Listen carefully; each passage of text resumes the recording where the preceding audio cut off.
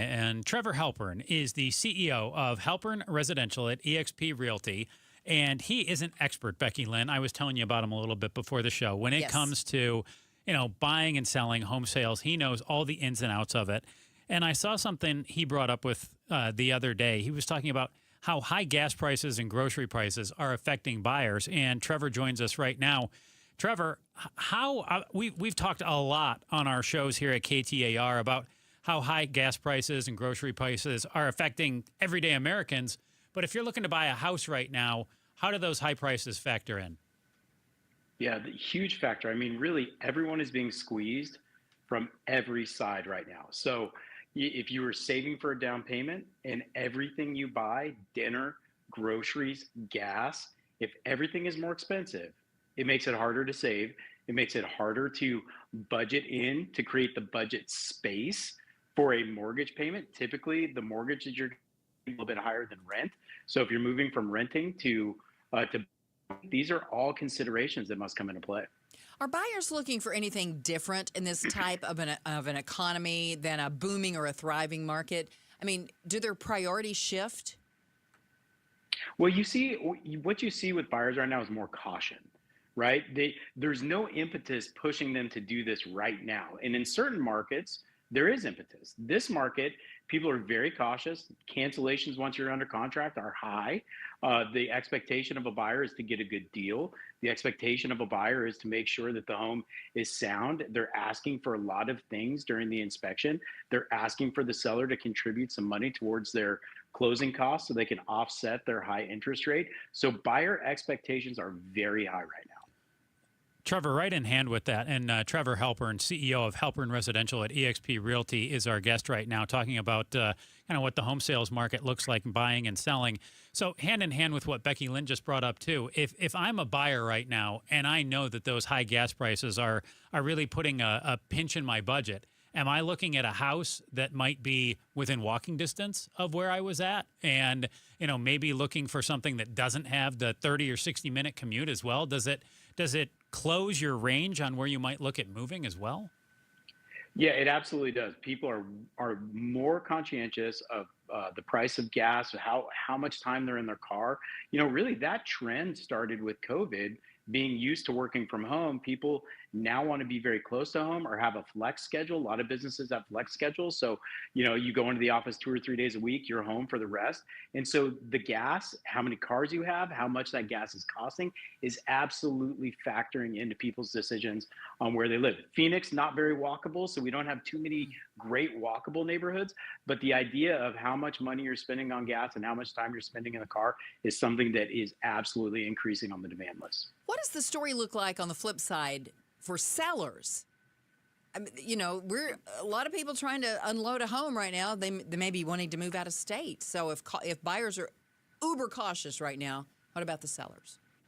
Yeah, sellers, I always say you got to hit the 3 Ps. Price, you have to have a great product, and you have to position it well on the marketplace. It has to be marketed well. So as a seller, if you're not willing to invest a little bit in your home, make it look pretty, make it stand out, there's an imbalance of supply and demand right now. More supply than there is demand. And when you're in that scenario, as a seller, you have to make sure that you're standing out and presenting a really good product against the competition, or you're just going to get lost and your days on market are going to tick up and your price is going to go down. Is that somewhat of a sliding scale, Trevor? If your product is not as good, do you move the price down and then you can look to move it a little easier? Nailed it. Yep. And presentation is still important. What I mean by presentation is how is it being marketed? So yeah, slide down. You have to hit all those P's. They have to be in balance. So if you're priced, you can always price right if the product is not great. And if you do, it will sell, but you have to expect that as a seller, that if you're not willing to invest in it, you've got to pull the price down a little bit. Are there a lot of foreclosures on the market right now? No, foreclosures are still pretty thin. We've seen some little bit of fluctuations, but nothing that's like statistically of notice. So people are still making their payments. People are still prioritizing their home. There's still value in homes. So people are not willing to walk away because most people who bought, let's say, 5 years ago, 4 years ago, you still have a lot of equity. If you're in the last 2 or 3 years, you might be equity upside down depending on the neighborhood, but most people are not willing to walk away and foreclose. They'll just put their home on the market, get what they can get, and move on. how do I have any idea if I'm looking to sell right now what I should price my home at? I mean, my neighborhood, just for instance, I'd say the average home is about a $500,000 home, but they had just done a remodel across the street from me. I'm pretty sure the house sold for about 150K over that. And then I walk less than a block away and I see a home that on the outside, and I see the photos, looks very nice, and that one's at 450K. How do you, I mean, that's a $200,000 difference in a 2-minute walking range. How do you know where to price your house? It is so hard. We have all these automated valuation models, Zestimate, and I use this thing called Fellow and HomeBot, and there are dozens of these things out there that will give you a value based on an algorithm. But without sounding like I'm giving real estate agents a shameless plug, Mm-hmm. a real estate agent, a seasoned agent who knows your neighborhood well, is going to be able to say that house that you thought is killing your price. It's not even a comp. It's smaller than yours. It's this. It's that. Just take it out. Right. So agents who know the area are going to get really granular with the numbers. They're going to look really deeply at your house versus the homes that have sold within a 1 mile radius, hopefully within a subdivision. And then they are going to be able to drill down and tell you this is an actionable price and this is the range that you should expect it to sell at. So, Trevor, you said that we have more supply than demand right now. If somebody puts their house on the market, let's say they have all of those P's you were talking about how long does it take to sell a house right now here in the Valley?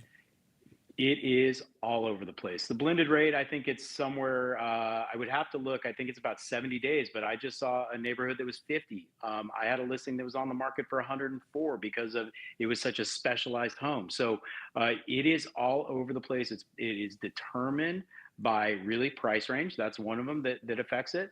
Your location, your product. Is it a home? Is it a townhome? But you can expect about 50 days on market. I think that's a safe bet. I can just remember, it seems like, I don't know, it seems like not that long ago, but I'm sure it was longer ago than I remember. People were putting houses on the market here and they almost couldn't get it listed before they had offers on it. It was like days and they were selling their houses. And now you're talking a couple of months probably. Yeah, it's very interesting that the pendulum shifts, and the pendulum shifts constantly. There's never been a moment in my 14 years in this career where I've seen the market just steady Eddie, right? So to your point, several years ago it was like neighbors would smell that the home was going to sell, and people would be knocking on the door. And now you really have to pretty up your home. You have to get ready. You have to buckle in as a seller and recognize it may be a little bit of a long haul, and you're going to have to concede some money in order to get this thing sold.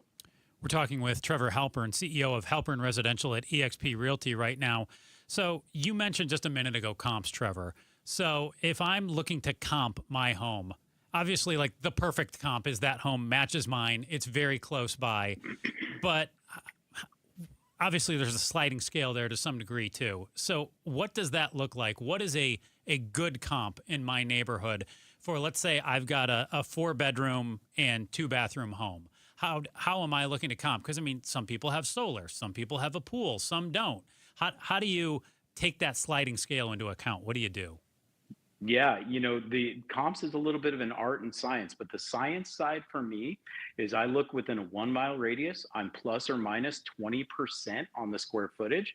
I try to find the same number of bedrooms and try to find like kind features. Updates, yes or no. Pool, yes or no. Solar, yes or no. But interestingly, solar lately has not been adding much value to the sale of homes. Sometimes people have to get qualified for financing for them. So you got to look, you got to get really granular and go, hey, is this solar paid off or not? Does it add value or not? Accordingly. So like kind, and within that 1 mile radius, plus or minus 20% square feet. Trevor, what is the one thing you as a realtor would like to happen in the market right now? What would make things good? I would love to see interest rates come down. If we could get interest rates in the fives somewhere, the market will activate. There's a mental thing that happens with people that have a 3% interest rate. They have a hard time exchanging it for a 6 or a 6.5. But when it's 5.95, 5.75, that starts to be a little bit more palatable. Do you think that as you stare into your crystal ball, is that anywhere in the near future as you see the market? I would love for it to be. Unfortunately, I'm not seeing it. There are a lot of people that are and have been saying so for the last several years, but me personally, I'm just not hedging bets on it. We've been hovering around the six and a quarter, and Mhm. the market's been clipping along fine. 3% appreciation, a little bit of dip here, a little bit of come up here, and to me, that's okay. As long as we're not dying, and as long as we are not overheated, I think we're in a good spot. Trevor Halpern is the CEO at Halpern Residential at eXp Realty. Thank you so much. We appreciate your time tonight. Thank you. Thank you. All right, let's check on traffic right now with Enrique Garcia in the Valley Chevy Dealers Traffic Center. Thank you, Joe. Thank you. It's starting to slow down a little bit, but our